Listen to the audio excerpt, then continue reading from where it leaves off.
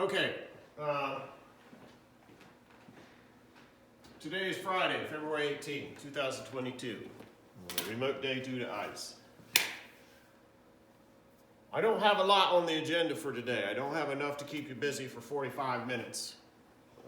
But that's okay, because we're kind of going to start new stuff on Tuesday, and this is so important. I want you to have this down. So I want you to not worry about the past. If you can do this example, then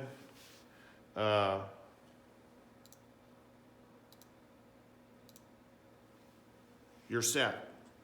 So a little bit, well, I think with what you've seen, you're already set. So don't worry about it if you might have been confused on something. They give you this reaction. Sulfur dioxide reacts with water and oxygen to give you sulfuric acid.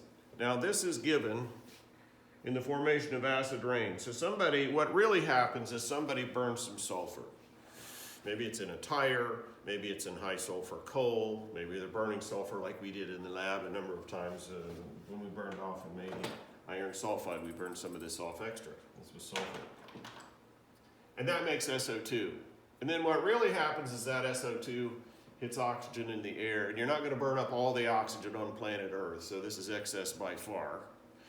It makes SO3, and then the SO3 hits water in the atmosphere, and there's plenty of water in the atmosphere. You're not going to run out of water in the atmosphere, so this is an excess by far. And then a second reaction makes H2SO4. So this is two reactions combined. The first thing you have to do, besides have your mnemonic handy, is balance it. And we have 1s here, 1 times 1 is 1s there. Hydrogen, 1 times 2 is 2. Here, 1 times 2 is 2. Oxygen, 1 times 2 is 2. 1 times 1 is 1. That's 3 so far. 1 times 2 is 2. That's 5 so far, and this has 4. I need more oxygen over here. So, to do that, I have to put a 2 here just to get more oxygen. So that's going to give me 8, and somehow these numbers are going to come out to be 8. So we saved the oxygen for last because it's here, here, here, and here. Let's go back now. We need 4 hydrogen. So 2 times 2 is 4. Pick up a little oxygen there. I need 2 sulfur. 2 times 1 is 2. Now let's check again our oxygen. This side, 2 times 2 is 4. 2 times 1 is 2. Those 2 and those 4 is 6. 1 times 2 is 2. Those 2 and these 6 are 8. On this side, I have 2 times 4 is 8. So, what's next? We put what we're looking for. Okay, we know from the problem, 16, page 377, that we have 2.5 grams, 2.50 grams of sulfur, and it says how many grams of H2SO4 is produced? Question mark grams. So the process is equals X grams H2SO4. X equals blank grams H2SO4. And we know we are starting with 2.50 grams.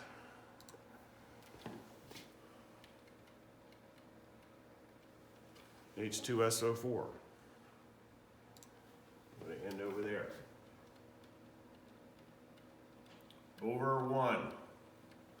Now, we have to go from grams.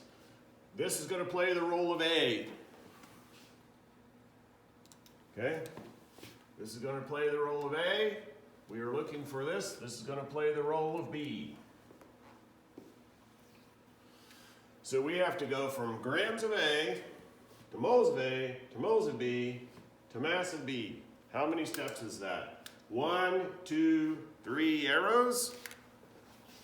Means we have 1, 2, 3 sets of parentheses to convert that. Okay? And so make sure that you understand that we're doing all 3 steps. Identify that early on, right away, right when you balance your equation. Okay, so since we are doing that, what's next? Well, we have to go from mass A to moles A. So we're going to go moles SO2. This tells us what goes in the numerators. So we want grams SO2. What's next? Moles B. No, I messed that up. I don't know how I got that. Well, I know how I got that. Because if we go back here, hopefully you're paying attention and you caught me. This should be grams SO2. You'd be surprised how hard it is to video these and do this because it gives you something else to think about. You'd think it'd be easy, but it's not. Okay, grams to moles. There we go. Moles A is SO2, that looks better. Then moles of B is the next step. These give us the numerators. Moles H2SO4. I hardly have any room there, so let me try it again.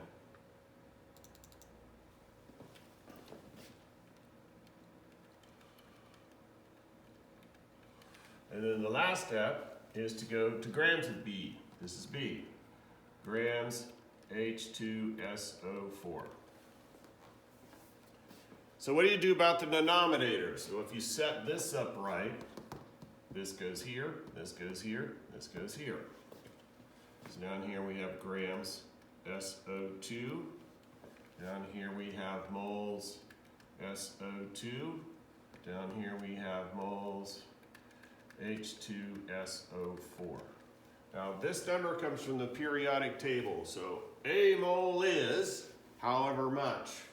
I think H2SO4, if you add up 4 oxygens and a sulfur and 2 hydrogens, is 98. Use this enough, I'm pretty sure this is 98. Okay, so 2 of those 16, or you have 16, 16, 16, and 16 is 232, so 32, 32, and 32 is 96, 97, 98. Okay, this number comes from the periodic table. So a mole of SO2 from the periodic table. A 16 and a 16 is a 32, and a 32 is a 64. Now, the number from the periodic table will always be 1 mole. So many grams for 1 mole. From the periodic table, grams for 1 mole. These numbers here will come from the balanced chemical equation. And from the balanced chemical, this tells you so. Okay, so H2SO4, there's 2 of those. SO2, there's 2 of those.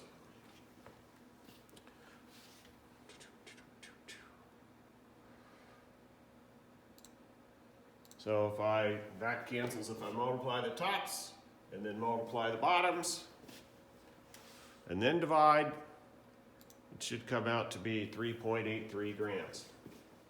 Okay, on to turning the page, number 17. Section 2 review, page 378.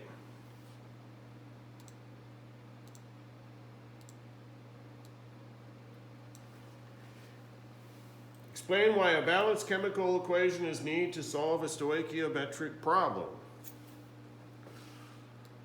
The coefficients in the balanced equation indicate the molar relationship between each pair of reactants and products. You have to have it so you know like how many parts to grab out of this pile and how many parts to grab out of this pile and how much it's going to give you. 18. List the 4 steps used in solving stoichiometric problems. Well, this is out of the book and how they presented it. I'm less concerned on number 17 at this point that you know why you do it than I am that you do the process. Because I can tell you, having taught hundreds of students this, if you can do the process, you're fine.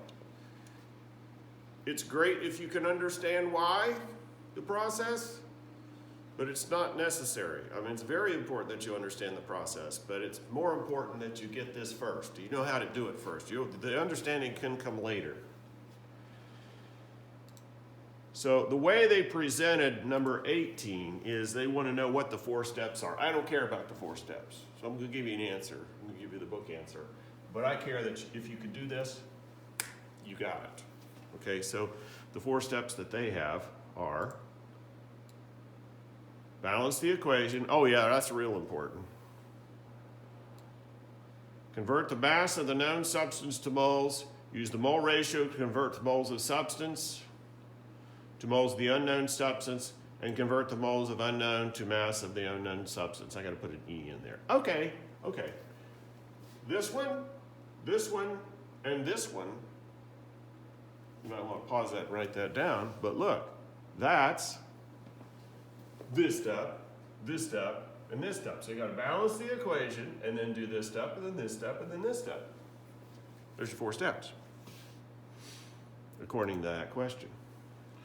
Number 19. Describe how a mole ratio is correctly expressed when it is used to solve a stoichiometric problem. Well, I'm not sure what this book answer is going to be, but how it's correctly expressed here in doing the conversions is you're going to have a fraction or I guess you could call it a fraction, it is. You're going to express your ratio this way as a conversion factor. Book answer is, moles of unknown to moles of known.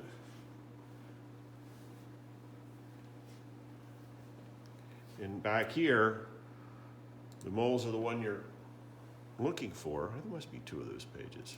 Yep, there are. The moles of the unknown is on the top, the moles of the known is on the bottom. Number 20. How can you determine the mass of liquid bromine needed to react completely with a given mass of magnesium?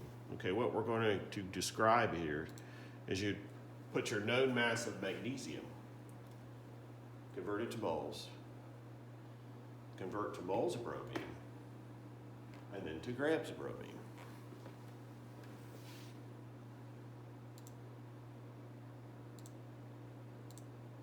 So you'd write it back. It's the same ones. See, balance the equation. I forgot that part. If you forget that part like I do sometimes, you'll know when you get to that part of the stoichiometry, when you get to that parentheses, that you got to get the numbers in there. Oh, so you got to go back and balance the equation. Write to balance the equation, convert magnesium to moles, convert from the mole ratio to moles of bromine, and then convert moles of bromine to mass of bromine. Calculate. 21. Hydrogen reacts with excess nitrogen as follows. We already did calculation like this.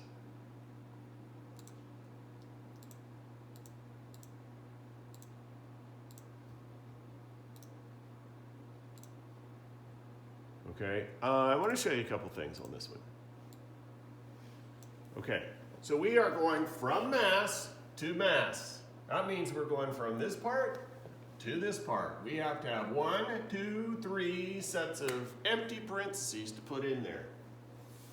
Now, this is the Haber process. The one thing I haven't probably talked about, at least very little if I did at all, this is a reversible reaction. This one runs both ways. As a matter of fact, it's very difficult, requires extreme heat and extreme pressure, very high temperature to run it this way. I said extreme heat, that's incorrect. Very high temperature and very high pressure to make it run that way. And hopefully by the end of the year we'll have a chance to talk about that. But you do have 1 times 2 is nitrogen. You need a 2 times 1 is 2 nitrogen.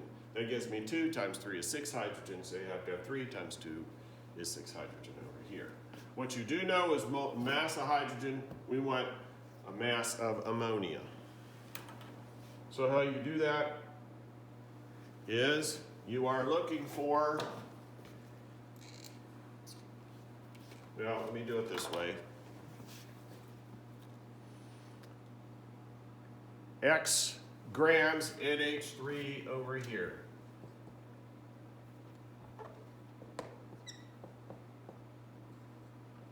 X equals so many grams NH3. And you are going to start with 2.70 grams H2. This time I got it right. Over 1. I needed that to be in blue, really. Okay, then I'm going to go from here to there. I have 1, 2, 3 arrows. So I have 1, 2, 3 sets of parentheses. What goes here, here, and here in the tops is mass of H2 to moles of H2 to moles of NH3 to grams of NH3. Then this goes here, this goes here, this goes here. And when you do that,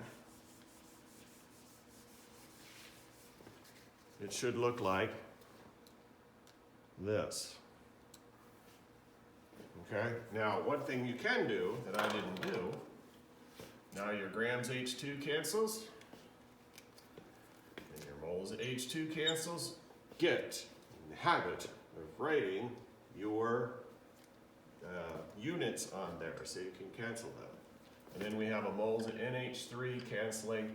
The only thing left is grams of NH3, and you can be very confident that that's what you are going to end up with.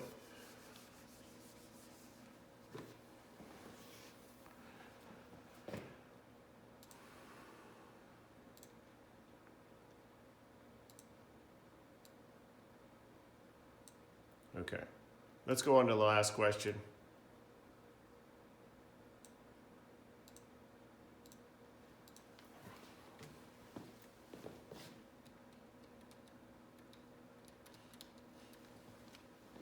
Uh, 22.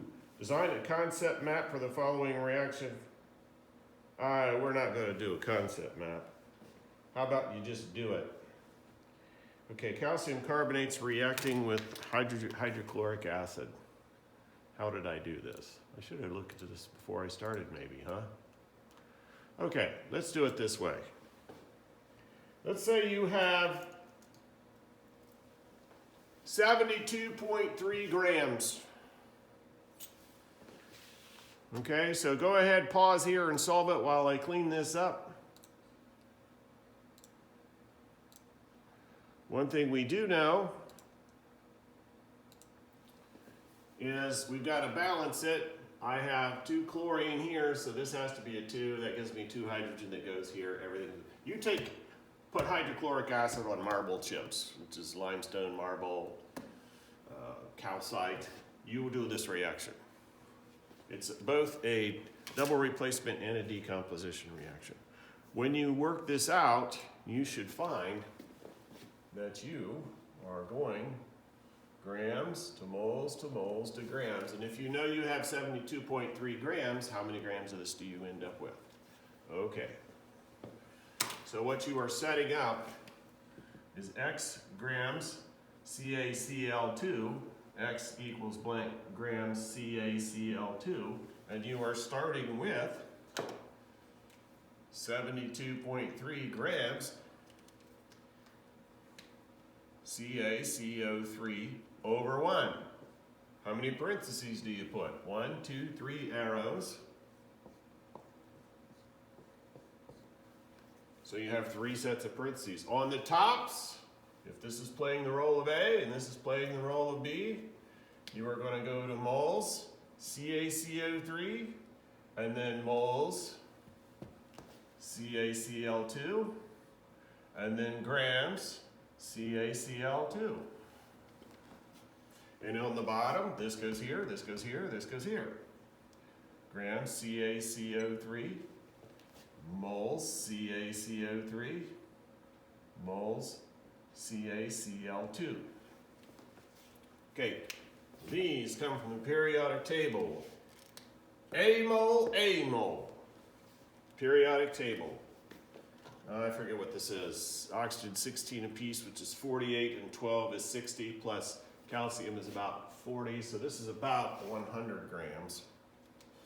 I want my lavender one here.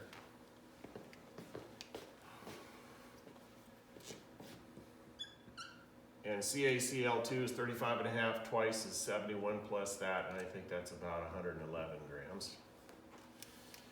And from here and here, those numbers are 1 and 1. So you multiply all that out, divide, multiply the tops, write down the answer, multiply the bottoms, write down the answer, and you should get 80.2 grams. Okay, so that concludes that. Send that to me.